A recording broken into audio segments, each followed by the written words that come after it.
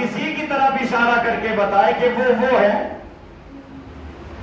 تو بھائی جس کا کلام ہوگا یا تو وہ اشارہ کرے گا.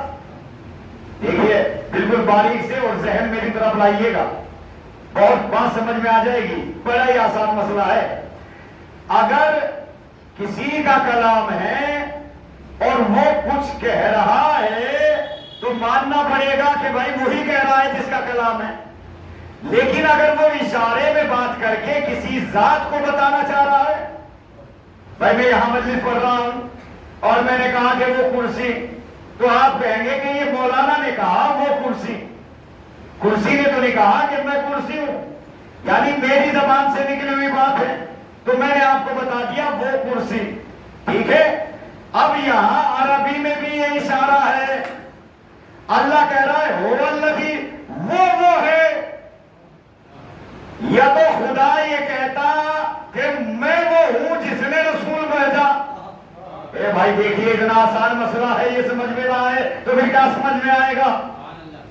بھائی اگر اللہ اپنی طرف نسبت دیتا تو دیکھیے دور کے لیے عربی میں ہوا یا زالے کا.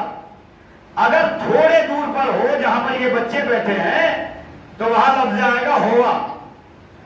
کافی دور پر ہو جہاں پر اسکول سامنے ہے تو ترجمہ ہوگا زالے کا، یعنی وہ. اور ہم نے کہا ہوگا وہ، ہاذا یہ. ٹھیک ہے. یہ بات سمجھ میں اتنی تو آئی نا. پھر آگے سنیے گا. اللہ کہہ رہا ہے هو الذی، وہ ہے. پروردگار کیا تو نے رسول نہیں بھیجا؟ بھائی اللہ اشارہ کر رہا ہے وہ ہے تو پروردگار رسول تو نے بھیجا. اشارہ کس کی طرف ہے؟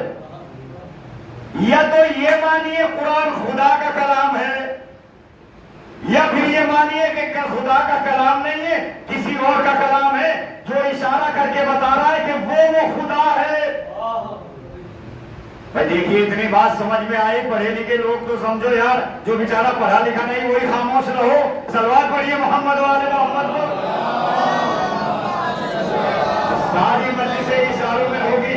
اب دیکھتا ہوں کون سمجھنے والا ہے. بھائی کہنے والا